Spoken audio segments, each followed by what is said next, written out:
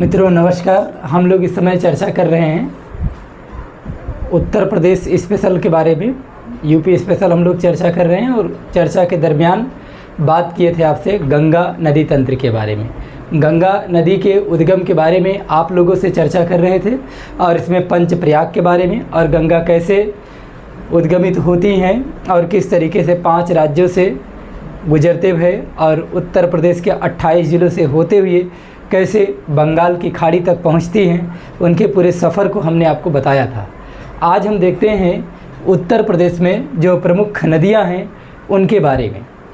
उसमें सबसे पहले पढ़ेंगे गंगा के बारे में ही और गंगा के बाएं तट से जो नदियां मिलती हैं उनके बारे में और एक नदी यमुना के बारे में बात करेंगे। तो अपनी बात को प्रारंभ करते हैं समय ना गवाते हुए। आइए सबसे पहले देख लेते हैं हम लोग गंगा नदी तंत्र के बारे में। गंगा नदी कुछ यहाँ से ऐसे निकलती हैं। इस स्थान का नाम है उत्तराखंड, यूके यानी उत्तराखंड। और उत्तराखंड में ये नदी 2 धाराओं में, एक भागीरथी और एक अलकनंदा, ऐसे 2 धारा में आकर के ऐसे बढ़ती हैं आगे और उसके बाद यह कुछ इस तरीके से आगे बढ़ती। तो उत्तराखंड के बाद आपको पता है कि यह नदी यानी गंगा नदी जब उत्तर प्रदेश में आती हैं तो सबसे पहले बिजनौर ज़िले में प्रवेश करती हैं। कहाँ प्रवेश करती हैं? तो सबसे पहले यह नदी बिजनौर ज़िले में प्रवेश करती है। कुछ इस तरीके से यह नदी आगे बढ़ती हैं। यह है गंगा नदी और ऐसे बढ़ते हुए फिर आगे बढ़ेंगी और चली जाएंगी कहाँ? सीधा बलिया पहुँचेगी ये नदी। ऐसे कुछ इस तरीके से गंगा नदी का ये अपवाह बनता है। ध्यान समझिएगा, ये गंगा नदी है सबसे पहले उत्तर प्रदेश में। कहाँ? तो हम बताएंगे कि यह बिजनौर से एंट्री लेती हैं। कहाँ से? बिजनौर पहला ज़िला है। और आपको बताए थे कि उत्तर प्रदेश के कितने ज़िलों से? उत्तर प्रदेश के 28 ज़िलों से होकर के गंगा नदी बहती हैं और अंतिम में यह कहाँ पहुँचती हैं? बलिया में। और बलिया के बाद कहाँ चली जाती है? बिहार में पहुँच जाती है नदी। ठीक है, तो इस तरीके से यह क्रम है किसके बारे में? गंगा नदी के बारे में। फ़िलहाल इसके बगल से इसी उत्तराखंड में ही एक स्थान है जिसका नाम है बांदेरपुछ या बंदरपुछ कह सकते हैं आप, दोनों नाम बोला जाता है। यानी कि एक हिमानी है उसका नाम है यमुनोत्री और इसी यमुनोत्री हिमानी से निकलती है क्या? यमुना नदी। ध्यान से समझिएगा, कुछ इस तरीके से यमुना का उद्गम होता है और यमुना गंगा के समांतर बहते हुए कहाँ चली आती हैं? सीधा इलाहाबाद तक, यानी कि प्रयागराज में आकर के सीधा मिल जाती हैं गंगा नदी से। तो इस तरीके से हम लोग देख रहे हैं कि गंगा की समांतर रूप से सबसे बड़ी जो सहायक नदी है वह कौन सी है? यमुना नदी है। अब यमुना के बारे में अगर प्रश्न पूछा जाए कि उत्तराखंड के बाद उत्तर प्रदेश में जब यमुना नदी प्रवेश करती हैं तो किस ज़िले में सबसे पहले प्रवेश करती हैं? तो उस ज़िले का नाम है सहारनपुर। ध्यान समझिएगा, जब ज़िला पढ़ा रहे थे तब भी आपको सहारनपुर आपको बताए थे। यहाँ पर याद रखिएगा दोनों नदी के बारे में। गंगा उत्तर प्रदेश में सबसे पहले बिजनौर ज़िले में प्रवेश करती हैं और यमुना सबसे पहले उत्तर प्रदेश के सहारनपुर ज़िले में प्रवेश करती हैं। और यहाँ पर है प्रयागराज, इलाहाबाद, है ना। और इसी प्रयागराज में गंगा और यमुना का संगम होता है। हालांकि एक नदी यहाँ पर और है, उनका नाम है सरस्वती नदी और वो विलुप्त हैं। ठीक है, तो गंगा यमुना सरस्वती तीनों का यहाँ पर संगम है, यानी प्रयागों का राजा कहाँ है? प्रयागराज में है। तो इस तरीके से हम लोगों ने किसके बारे में देखा? यमुना नदी के बारे में देखा। ये यमुना नदी है। इधर से अगर आप देखेंगे यहाँ पर अगर खड़े हो जाएं इस गंगा नदी के, ये गंगा नदी को मान करके यहाँ पर, तो आप देखेंगे इधर जो हाथ है यह है दायां हाथ। तो इसका मतलब ये दाएं तरफ से मिलने वाली गंगा की सहायक नदी है। और इधर से जो नदियाँ मिलेंगी हम उनको क्या बोलेंगे? कि ये बाएं तरफ से मिलने वाली सहायक नदियाँ होंगी। फ़िलहाल अभी एक सहायक नदी के बारे में बात किया जिसका नाम है यमुना नदी। ठीक है, कालिंदी के बारे में बात किया, यमुना नदी की बात किया जो कहाँ से निकलती है? उत्तराखंड के बंदरपुछ ग्लेशियर से निकलती है ना। बंदरपुछ स्थान से यमुनोत्री ग्लेशियर से निकलती हैं और उत्तर प्रदेश में सबसे पहले कहाँ प्रवेश करती हैं? सहारनपुर। और उसके बाद फिर सीधा कहाँ चली आती हैं? उत्तर प्रदेश में कहाँ? प्रयागराज ज़िले में आती हैं। तो इस तरीके से अभी हम लोगों ने एक नदी के बारे में बात किया है। अब इसी में एक और नदी की बात कर लेते हैं, उत्तराखंड से ही निकलती है, उसका नाम है रामगंगा। क्या नाम है? रामगंगा नाम है। कुछ इस तरीके से ऐसे बहती है नदी और आकर के कहाँ? कन्नौज में। किस जगह पर? कन्नौज में। यह स्थान है कन्नौज, और कन्नौज में ये रामगंगा नदी किससे मिल जाती हैं? तो हम बताएंगे कि रामगंगा जो कि उत्तराखंड से निकलती हैं, ठीक है, गंगा से मिल जाती हैं। कहाँ पर? कन्नौज में मिल जाती है। इसी का प्राचीन नाम कान्यकुब्ज भी है। ये रामगंगा कहाँ से निकलती हैं? तो हम बताएंगे रामगंगा निकलती हैं उत्तराखंड में। कहाँ से? दूधा टोली से। एक स्थान है दूधा टोली, एक ज़िला है, उसका नाम है क्या? पौड़ी गढ़वाल, है ना। पौड़ी गढ़वाल में स्थान है दूधा टोली, वहाँ से निकलती है कौन? रामगंगा नदी। और ये रामगंगा नदी कहाँ आती है? सीधा गंगा में मिलती हैं। किधर से? बाएं तरफ से। किस स्थान पर? तो कन्नौज में मिलती हैं। आपको बताए थे कन्नौज में ही त्रिपक्षीय संघर्ष भी हुआ था, है ना। इस तरीके से हमने आपको एक नदी के बारे में बताया जिसका नाम है रामगंगा, जिसका संबंध उत्तर प्रदेश से है। तो इस तरीके से अभी 3 नदियों के बारे में हम लोगों ने बात किया, यमुना के बारे में, गंगा के बारे में, और किसके बारे में? रामगंगा के बारे में। ये 3 की तीनों नदियाँ कहाँ संबंधित हैं? तो ये तीनों नदियाँ उत्तराखंड से संबंधित हैं। तो इस तरीके से हम लोगों ने इतनी नदियों की बात कर लिया। आप थोड़ा सा आगे बढ़ कर के देखते हैं यहाँ पर कहीं इस स्थान के बारे में, तो इसको हम बोलेंगे पीलीभीत। क्या बोलेंगे? पीलीभीत।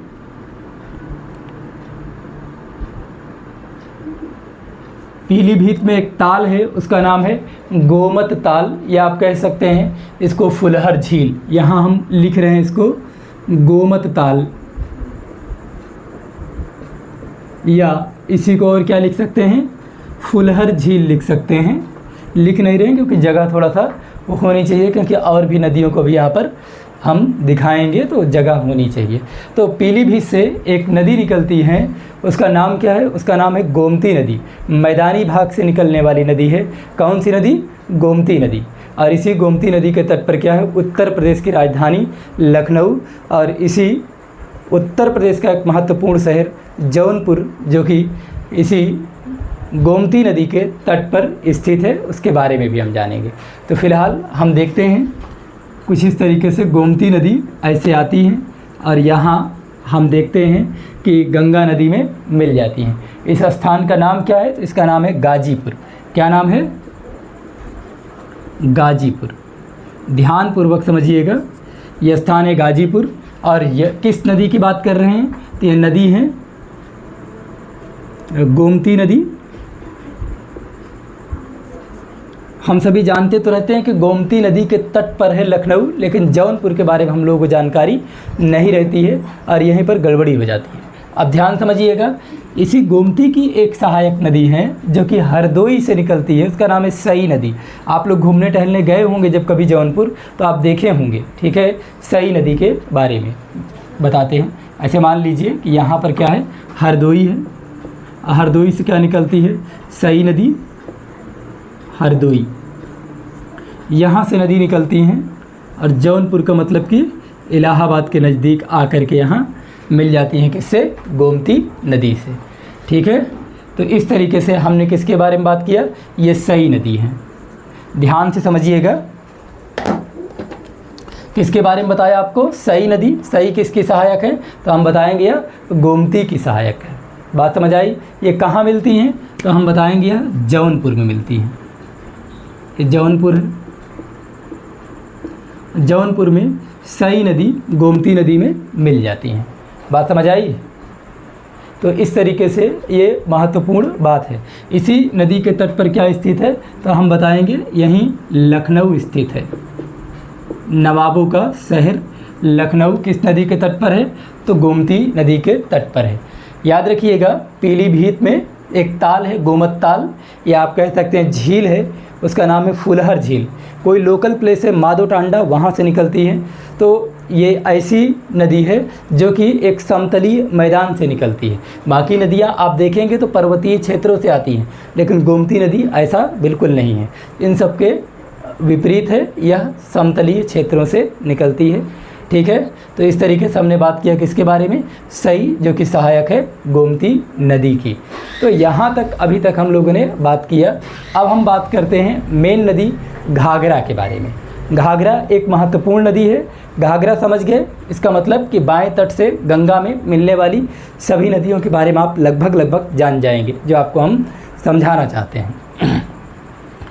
अब ध्यान से समझिए, पहले कुछ नदियों के बारे में आपको बता दें। जैसे गंगा और यमुना तो आपको बताए ही थे, थोड़ा सा यहीं पर जान लेते हैं किसके बारे में, राम गंगा के बारे में। कुछ फैक्ट हम लिखते चलेंगे ताकि आपको क्लियर रहे। किसके बारे में, राम गंगा। अगर आपसे पूछा जाए कि राम गंगा का उद्गम कहाँ है, तो आप बताइएगा कि इसका उद्गम है कहाँ, दूधा टोली।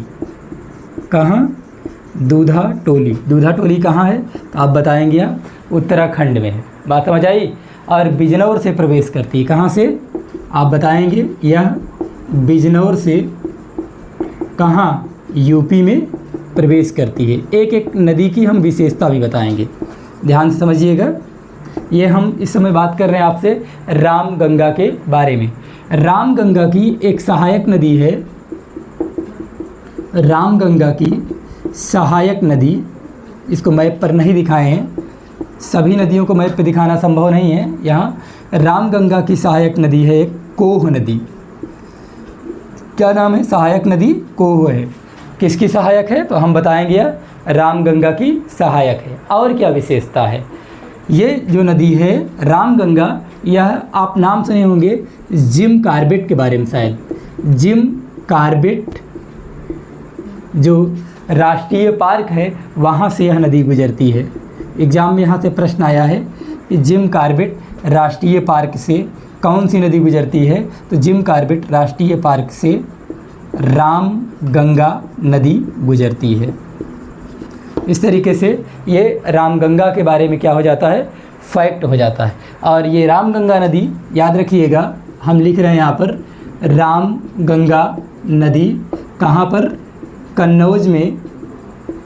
कहाँ, कन्नौज में गंगा से मिल जाती हैं, अर्थात यह गंगा की सहायक नदी है। कौन, राम गंगा। तो हम अभी एक नदी के बारे में लिखे हैं। मैपिंग लगभग 5 नदियों की कर चुके हैं और पहली नदी के बारे में आपको यहाँ पर लिख करके बता दिए हैं।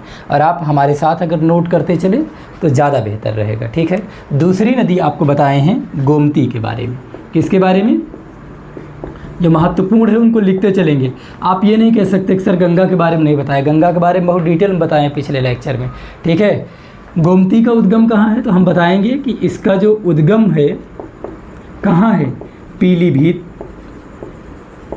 पीलीभीत में कहाँ, तो हम बताएंगे पीलीभीत में एक झील है, उसका नाम है फुलहर झील।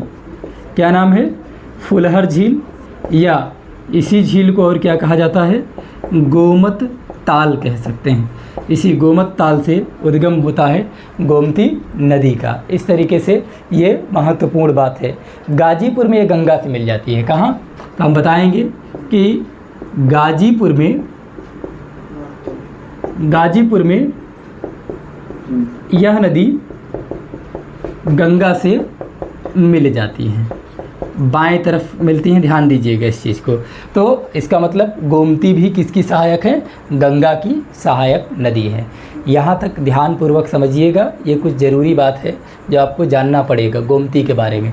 और याद रखिएगा, इसी गोमती के तट पर ही हम लिख दे रहे हैं, गोमती नदी के तट पर प्रमुख शहर कौन, लखनऊ, उत्तर प्रदेश की राजधानी लखनऊ तथा और कौन, जौनपुर स्थित है। तो ये फैक्ट हैं जो गोमती नदी से संबंधित है, जो आपको पता होना चाहिए। ठीक है, और इस गोमती की एक सहायक नदी है जिसके बारे में हम लिख दे रहे हैं, यहाँ पर लिख रहे हैं, ध्यान से देख। क्या, गोमती की प्रमुख सहायक नदी क्या नाम है, प्रमुख सहायक नदी का नाम है सई, क्या नाम है? सई। सई का उद्गम कहाँ है? सई का उद्गम हम बताएंगे हरदोई है। कहाँ है? हरदोई में है, ध्यान समझिएगा। और यह सई नदी हरदोई से निकल करके कहाँ, हम बताएंगे कि जौनपुर में किससे? गोमती से मिल जाती हैं। तो इस तरीके से हम ध्यान देंगे कि जो सई नदी है यह सहायक की किसकी? गोमती की, और गोमती सहायक की किसकी? गंगा की। तो सारी नदियों के बारे में थोड़ा सा समझते चलेंगे ताकि किसी प्रकार का कोई कन्फ्यूजन न रह जाए। हालांकि ऐसा नहीं है कि गोमती की और सहायक नदियां नहीं हैं, गोमती की और भी सहायक नदियां हैं, लेकिन इतना महत्वपूर्ण नहीं है वो सब। जैसे कुकरेल है,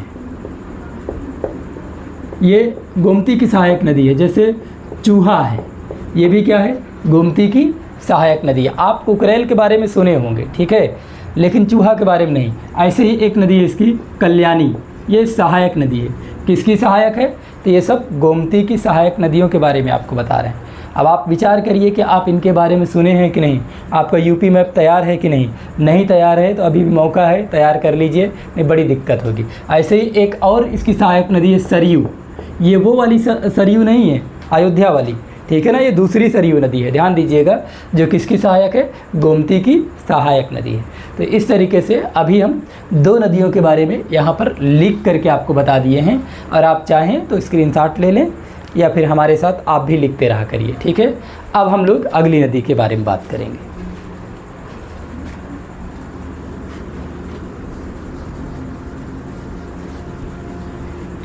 हम लिखेंगे, फिर इरेज करेंगे, फिर लिखेंगे, और ऐसे ही आपको सारा उत्तर प्रदेश का मैप समझाएंगे और सारी नदियों के बारे में, ठीक है। जो लोग झील के बारे में नहीं देखे हैं वो जा कर के लेक्चर को देख लें, ठीक है। चैनल पर एक एक झील के बारे में, उत्तर प्रदेश की जितनी महत्वपूर्ण झीलें हैं उन सभी के बारे में हमने चर्चा किया है आपसे, ठीक है। आप समझिएगा, अब एक महत्वपूर्ण नदी के बारे में और बात करना है, उसका नाम है घाघरा नदी। क्या नाम है? घाघरा नदी के बारे में अगर बात करें तो आप एक, जैसे इधर देखिएगा, यहाँ नेपाल है, क्या है? यहाँ नेपाल है। नेपाल के ऊपर चलेंगे तो इधर मिलेगा तिब्बत। यही समझना है सबसे मेन टॉपिक को, तिब्बत मिलेगा। और तिब्बत में एक ग्लेशियर है, उसका नाम है मापचाचुंग। क्या नाम है? इस ग्लेशियर का नाम है, इस हिमानी का नाम है मापचाचुंग। ऐसे ही नाम रहेंगे यहाँ। मापचाचुंग क्या है? ये एक हिमानी है, यह एक ग्लेशियर है। ध्यान से समझिएगा, यहाँ से एक धारा निकलती है, मापचाचुंग से, तिब्बत से एक नदी की धारा निकलती है, जो कि कुछ इस तरीके से यहाँ ऐसे आती है, ठीक है, नेपाल में। और नेपाल में एक्चुअल में दो धाराओं के रूप में से बढ़ती है, कुछ इस तरीके से, ठीक है। और फिर जब उत्तर प्रदेश में आती है तो फिर एक धारा के रूप में धारण कर लेती है। एक्चुअल में ये नदी जो है ना, यही कर्नाली है। क्या है? नेपाल में इसको क्या कहा जाता है? कर्नाली कहा जाता है। ध्यान समझिएगा, मैं इस समय बात कर रहा हूँ किस नदी के बारे में? घाघरा नदी के बारे में। हमारी बात को ध्यान से समझिएगा, हम किसके बारे में बात कर रहे हैं आपसे? तो हम इस समय बात कर रहे हैं घाघरा नदी के बारे में, ठीक है। ये घाघरा नदी है, लिख दे रहा हूँ घाघरा। नेपाल में किस नाम से जानी जाती है? इसी को कर्नाली के नाम से जाना जाता है, ठीक है। यही कर्नाली जब दो भागों में बढ़ जाती है तो एक भाग को गिरवा कहा जाता है नेपाल में, अपने यहाँ नहीं। क्या कहा जाता है? गिरवा कहा जाता है, ठीक है। फिर ये आगे बढ़ती है तो फिर इसको घाघरा के नाम से जानते हैं, ठीक है। और यह नदी ऐसे आगे बढ़ते हुए चलती है, इधर उत्तर प्रदेश यहाँ ख़त्म हो रहा है और इधर क्या आ जाएगा पूरा, आप जानते हैं बलिया है, और यहाँ पूरा बलिया के बाद बिहार का प्रारंभ हो जाएगा, बिहार शुरू हो जाएगा, ठीक है। और यह नदी आगे बढ़ती चली जाएगी, ठीक है। और यहीं पास में आपको पता होगा ये गंगा चल रही है। कौन सी नदी है यहाँ? ये गंगा आगे बढ़ रही हैं, ठीक है। तो होगा क्या, ये जो घाघरा नदी चल रही हैं आगे चल करके ये छपरा में, कहाँ पास? तो हम बताएंगे कि यह बिहार में छपरा ज़िले में पहुँच करके ये नदी, घाघरा नदी किस में मिल जाएगी? गंगा में मिल जाएगी। बात समझ आई?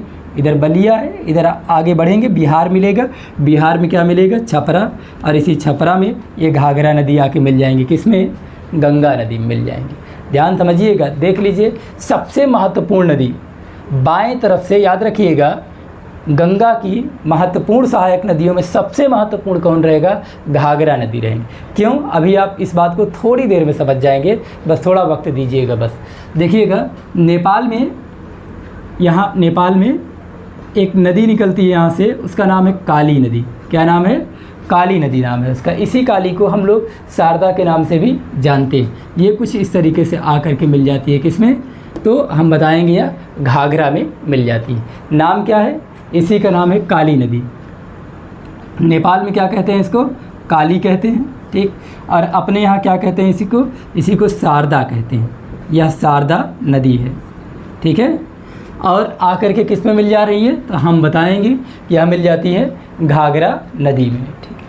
तो इस तरीके से ये काली किसकी सहायक हुई, घाघरा की सहायक हुई। और घाघरा किस में जाके मिल जा रही है, गंगा में मिल जा रही है। तो घाघरा किसकी सहायक हो गई, तो हम बताएंगे कि यही घाघरा नदी जो है यह गंगा की सहायक नदी है। ध्यान दीजिएगा, ये घाघरा कोई और नहीं, यही है सरयू। क्या नाम है इसका, सरयू नदी, ठीक है। अयोध्या इसी नदी के तट पर है, यहाँ कहीं, क्या, अयोध्या एक तीर्थ स्थल भगवान राम से संबंधित, कहाँ है, सरयू नदी के तट पर अयोध्या स्थित है, ठीक है। तो इस तरीके से अभी आपने किसके बारे में देखा, घाघरा नदी के बारे में। घाघरा ही सरयू है, घाघरा ही करनाली है, तो इसमें किसी प्रकार से कोई कन्फ्यूजन आपको नहीं होना चाहिए। इसकी सहायक नदियों में कौन है, तो हम बताएंगे काली, जो कि नेपाल से निकलती है, इसी को हम शारदा के नाम से जानते हैं, जो कि आगे चल करके ये किस में मिल जाती है, तो यह सरयू नदी में या घाघरा नदी में मिल जाती है। तो यहाँ तक हम लोगों ने बात कर लिया है, ठीक है। अब इसी में एक और नदी की बात करते हैं, नेपाल से ही वो भी निकलती है, ठीक है, और उसका नाम है राप्ती नदी। क्या नाम है, राप्ती। आपको याद होगा गोरखपुर राप्ती नदी के तट पर ही है ना, तो इसलिए आप भूलेंगे नहीं उसको। जो फैक्ट आप रटे हैं वो सब यहाँ काम आएगा, कॉन्सेप्ट में ध्यानपूर्वक समझिएगा। यहाँ नेपाल की बात कर रहा हूँ, किसके बारे में, नेपाल के बारे में बात कर रहे हैं। स्थान है धौलागिरी, याद आ रहा है, पर्वत धौलागिरी, ठीक है। धौलागिरी के पास में एक स्थान है रुकुमकोट। धौलागिरी के पास में क्या है, एक स्थान है, उसका नाम है रुकुमकोट। ये इतना लोकल प्लेस आपको याद रखने की ज़रूरत नहीं, रुकुमकोट वगैरह, बस इतना याद रहे कहाँ, नेपाल की बात हो रही है। यहाँ से कौन सी नदी निकलती है, तो हम बताएंगे कि यहाँ से निकलती है राप्ती नदी, जो आएगी कहाँ, वो नदी देवरिया में। देवरिया में किससे मिल जाएगी, तो हम बताएंगे कि यह घाघरा में मिल जाएंगी, देवरिया। महत्वपूर्ण क्या है यहाँ पर, महत्वपूर्ण ये है कि देखिए घाघरा जो है ये हिमालयी क्षेत्र से निकल रही है, और इसकी सहायक नदियाँ भी आके इसमें कहाँ से, हिमालयी क्षेत्र से आके मिलती हैं। और ये सारा जल लेके कहाँ चली आ रही, सीधा गंगा में। तो गंगा में एक बृहद स्तर पर जल लाने वाली नदी कौन सी है, तो हम बताएंगे घाघरा नदी है। इसलिए घाघरा हमारे लिए क्या हो जाएगी, एक महत्वपूर्ण नदी हो जाएगी। इस नदी का नाम हमने क्या बताया, राप्ती नदी। क्या बताया, इस नदी का नाम है राप्ती, ठीक, राप्ती नदी। अब कुछ फैक्ट लिख लिया जाए, ठीक है। किसके बारे में, सबसे पहले घाघरा के बारे में। एक एक फैक्ट बहुत अच्छे से पढ़िएगा, हम बहुत अच्छे से पढ़ाएंगे आपको, किसी प्रकार की कोई दिक्कत नहीं होगी, ठीक है। ऐसे लिखेंगे, गंगा में बाएं तरफ से, गंगा में बाएं तरफ से मिलने वाली, याद रखिएगा गंगा में जितनी भी नदियाँ मिल रही इस तरफ से, वो सब क्या हैं, बाएं तरफ से मिलने वाली नदियाँ हैं। आप भूलिएगा नहीं, गंगा ये है, हम यहाँ पर बात कर रहे थे, ये गंगा है, हम इनको थोड़ा अंडरलाइन कर रहे हैं ताकि आप कंफ्यूज ना हो, भूले ना कि ये गंगा है। मुख्य नदी है ना जिनके बारे में चर्चा हो रही है, गंगा। ये कुछ इस तरीके से बिहार, उसके बाद झारखंड, झारखंड के बाद पश्चिम बंगाल, फिर चली जाएंगे बांग्लादेश, है ना, बंगाल की खाड़ी में। किसके बारे में, गंगा नदी के बारे में बता रहे हैं। तो गंगा में बाएं तरफ से मिलने वाली यह सबसे बड़ी सहायक नदी है। कैसी नदी है, सहायक नदी है। बात समझ आई? यह कहाँ से निकलती है? तो यह कर्नाली नाम से तिब्बत के पठार से निकलती हैं। यह तिब्बत के आप मामचाचुंग ग्लेशियर कह सकते हैं, ठीक है ना। तो आप कहेंगे यह कर्नाली नाम से कहाँ? तिब्बत के मापचाचुंग, कहाँ से? मापचाचुंग ग्लेशियर से निकलती है।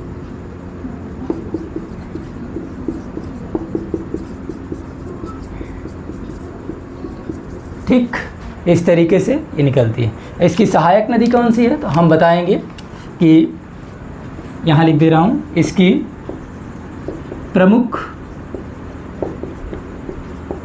सहायक नदी क्या है? शारदा है। ये देखिए, इसके प्रमुख सहायक नदी क्या है? शारदा है, और शारदा ही काली है, ठीक है ना। और याद रखिएगा, इसी घाघरा हम लिख दे रहे हैं, घाघरा, और ब्रैकेट में सरयू भी लिख दे रहे हैं। सरयू नदी के तट पर क्या? अयोध्या स्थित है। तो इस तरीके से हमारे लिए यह महत्वपूर्ण हो जाता है, चाहे धार्मिक दृष्टिकोण से देखें या किसी भी लहजे से देखें, हर तरीके से महत्वपूर्ण है, ठीक है ना। अब ये नदी क्या करेंगी? देवरिया होते हुए आगे बढ़ेंगी, उसके बाद कहाँ पहुँचेंगी? छपरा, और छपरा में जाके गंगा से मिल जाती हैं। इस तरीके से ये घाघरा नदी हो गई, ठीक। तो आप लोग क्या करेंगे? आप लोग काम है कि मेरे साथ साथ आप लोग भी लिखते चलिए, ठीक है। इसमें एक नदी और है, उसकी भी मैपिंग करा देंगे, और साथ में थोड़ा सा फैक्ट भी हम लिखाते चलेंगे ताकि आपको कोई दिक्कत ना हो। आपको जहाँ ना समझ में आए, वीडियो रोक करके खूब कायदे से समझिए, किसी प्रकार कोई दिक्कत नहीं होनी चाहिए, ठीक है। बस यही वीडियो की क्वालिटी थोड़ा सा बढ़ा करके देखिएगा, तब ज़्यादा मज़ा पाएंगे, ठीक। अभी तक बात किया किसके बारे में? घाघरा के बारे में। अब बात कर लेते हैं थोड़ा सा एक नदी गंडक के बारे में। ये सब कन्फ्यूजन वाली स्थिति पैदा करते हैं, ठीक है। नेपाल में क्या कहा जाता है इसे? नेपाल में कहा जाता है काली गंडक। क्या कहा जाता है? नेपाल में काली गंडक कहा जाता है। और क्या कहा जाता है?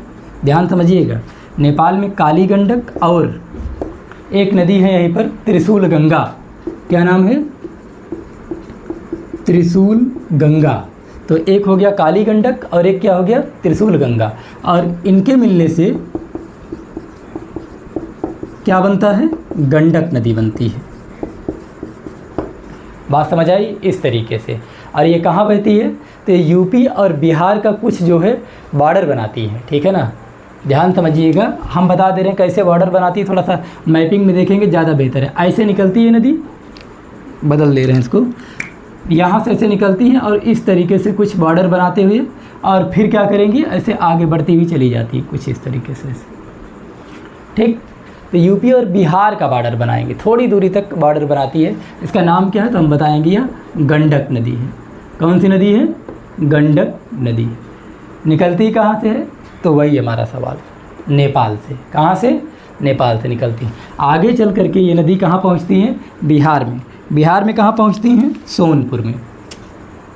आप यहाँ लिखेंगे सोनपुर, गाजीपुर, ठीक। तो सोनपुर में जाके ये नदी गंडक नदी मिल जाती हैं गंगा से। तो ये गाजी नहीं, हाजीपुर, ठीक है। तो इस तरीके से यह नदी मिल जाती है कहाँ? बिहार में। नाम क्या है? गंडक। निकल कहाँ से रही है? नेपाल से। शुरू में दो धाराएं निकलती हैं, काली गंडक और त्रिशूल गंगा, और दोनों धारा मिल करके क्या बन जाती हैं? गंडक नदी मिल जाती है, जो कि गंगा की एक सहायक नदी है, ठीक। तो ये गंडक की विशेषता हो गई। बात समझ आई? तो हम क्या कहेंगे कि यह थोड़ी दूरी तक यूपी और बिहार का क्या बॉर्डर बनाती हैं, और मिलती कहाँ से हैं? तो हम बताएंगे कि यह सोनपुर में, कहाँ? सोनपुर में यह नदी गंगा से मिल जाती है। ध्यान समझिएगा। और सोनपुर कहाँ? बिहार में है। इस तरीके से एक नदी के बारे में और जो महत्वपूर्ण फैक्ट था आपको वो भी बता दिए, ठीक। अब थोड़ा सा जान लेते हैं किसके बारे में? शारदा नदी के बारे में, ठीक है। मैपिंग आप देख लेंगे तो आपको कभी कोई दिक्कत नहीं होगी। मेन है मैपिंग, और मैपिंग से जो पढ़ेगा वो कभी जीवन में भूल भी नहीं पाएगा। मरते समय कोई पूछेगा तो बता के मरेगा, है ना, क्योंकि मैपिंग है ही ऐसी चीज़ कि हमेशा विजुलाइज रहता, दिमाग में चीज़ें छप जाती हैं। इसका उद्गम कहाँ से होता है, किसकी बात कर रहा हूँ, शारदा नदी के बारे में। और शारदा ही क्या है, काली है। उद्गम कहाँ से है तो हम बताएंगे ग्लेशियर है, उसका नाम है मिलाम ग्लेशियर। कहाँ, नेपाल। ठीक है, देख रहे हैं ज़्यादातर नदियाँ कहाँ से निकल रही हैं तो नेपाल से निकलती है। ठीक है, तो ये जो काली नदी है ना,